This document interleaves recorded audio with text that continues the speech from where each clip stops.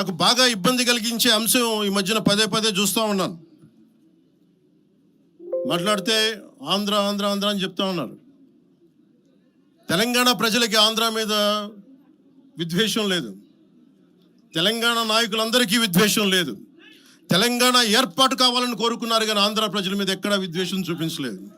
నిజంగా తెలంగాణ ప్రజలు కానీ మొత్తం తెలంగాణ నాయకులు కానీ విద్వేషం చూపించి ఉంటే ఈ రోజున ఒక్క ఆంధ్ర ప్రాంత వ్యక్తి కూడా ఇక్కడ తెలంగాణలో ఉండలేడు. ఇది తెలంగాణ తాలూకు ప్రేమ, తెలంగాణ ప్రజల తాలూకు ప్రేమ, ఇవన్నీ ఎవరు మర్చిపోరు. నాకు ఈ మధ్యన వస్తా ఉంటే నువ్వు హైదరాబాద్లోకి ఎలా అడుగు పెడతావు, నీకు హైదరాబాద్లో ఏం పని, ఇది నేను ప్రత్యేకించి చెప్తా ఉన్నా. మీరెవరైనా నన్ను బెదిరించడానికి,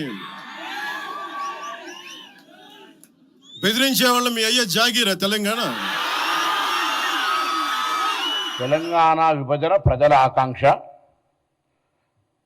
విడిపోయి కలిసి ఉందాం తెలుగు రాష్ట్రాలుగా అనేటువంటిదే నినాదం.